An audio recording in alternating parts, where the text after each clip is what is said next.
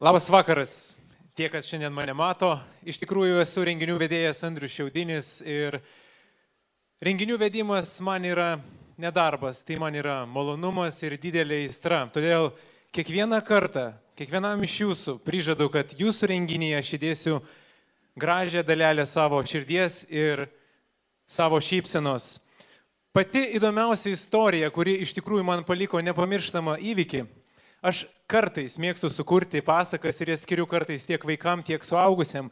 Ir per vieną renginį, per krikštynas, mane užsakė krikšto tėveliai sukurti pasaką mažam vaikučiui. Ir įsimintiniausias dalykas buvo tas, kad ten sėdėjo didelis krikšto tėtis, imtynininkas ir jisai niekada gyvenime nebuvo verkęs.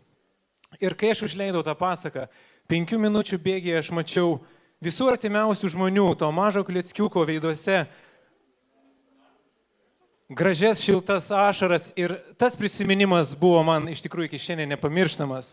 Ir žinoma, teko vesti žinomo atlikėjo Mino koncertą ir tai yra man rekordinis dalykas, nes jo kompaktą pardaviau už 600 litų ir jis atliko dar, sakykime, dvigubą koncertą, nes buvo iš tikrųjų nustebęs ir tai buvo vėlgi labai skirtinus dalykas. O istorija, kuri iš tikrųjų man paliko prisiminimą, žinoma, pirmas blynas, pirmas renginys.